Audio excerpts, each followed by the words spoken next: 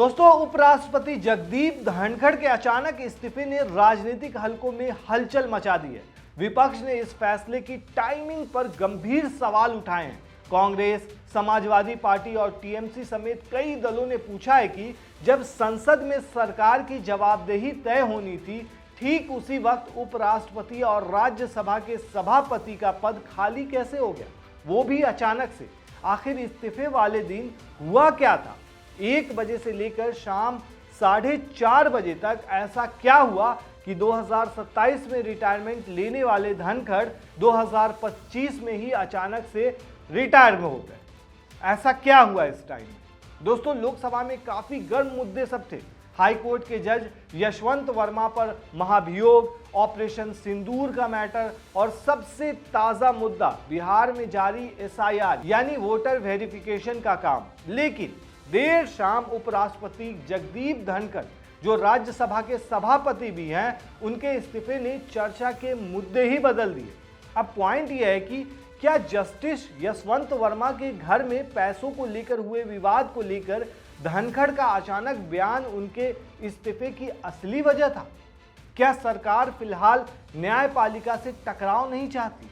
क्या धनखड़ के इस्तीफे में जो दिख रहा है उससे कहीं ज्यादा है?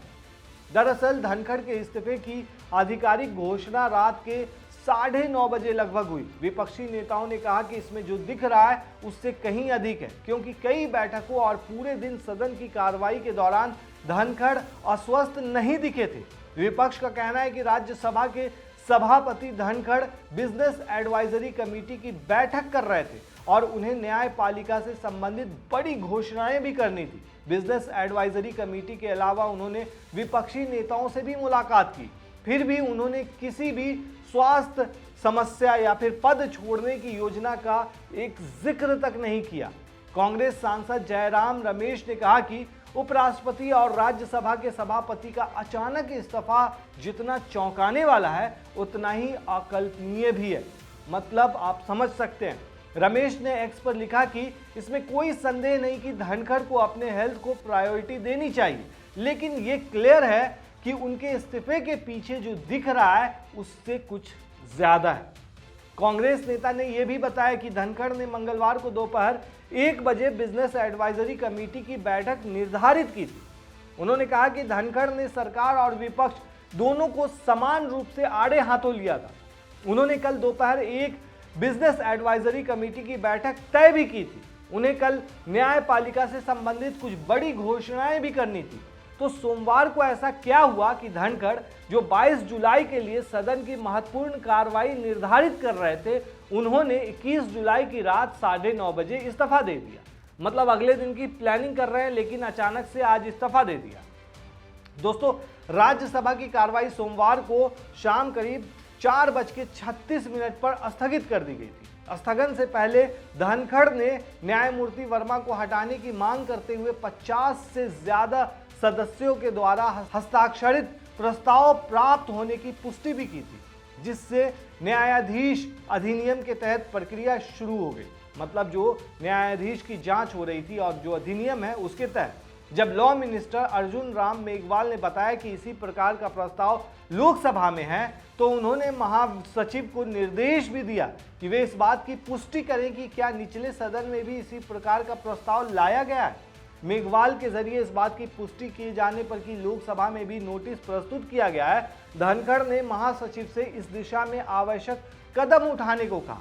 धनखड़ ने कहा कि न्यायाधीश अधिनियम के अनुसार जब संसद के दोनों सदनों में एक ही दिन प्रस्ताव का नोटिस प्रस्तुत किया जाता है, तो न्यायाधीश के खिलाफ लगाए गए आरोपों की जांच के लिए एक समिति लोकसभा अध्यक्ष और राज्यसभा के सभापति द्वारा संयुक्त रूप से गठित की जाएगी। दोस्तों, आपको बता दें कि संविधान के जानकार धनखड़ न्यायिक सुधारों की वकालत करने में सबसे आगे रहे। जस्टिस वर्मा का मामला उनके लिए इस मामले में आगे बढ़ने का एक मौका था। इससे पहले दिन में दोस्तों, जब कांग्रेस अध्यक्ष मल्लिकार्जुन खड़गे ऑपरेशन सिंदूर पर बहस कर रहे थे, तब धनखड़ ने राज्यसभा में भाजपा के नेता जेपी नड्डा का जोरदार हस्तक्षेप भी देखा। नड्डा ने धनखड़ की ओर इशारा करते हुए कहते हुए सुना गया कि कुछ भी रिकॉर्ड में नहीं जाएगा, केवल मैं जो कहूंगा वो रिकॉर्ड में जाएगा। दोस्तों, पीटीआई की रिपोर्ट के मुताबिक कांग्रेस ने इसे सभापति का अपमान बताया। हालांकि नड्डा ने कहा कि उनकी टिप्पणी विपक्षी सांसदों के लिए थी। वहीं दोस्तों, इस मामले पर बिहार से लोकसभा सांसद पप्पू यादव ने कहा कि भाजपा को संविधान या लोकतांत्रिक मूल्यों की कोई परवाह नहीं है। धनखड़ जी ने निष्पक्षता से काम किया और ये बात सत्ता में बैठे कई लोगों को रास नहीं आई। अध्यक्ष के अपमान से उन्हें गहरा दुख पहुंचा है। इसका उनके स्वास्थ्य से कोई लेना देना नहीं है।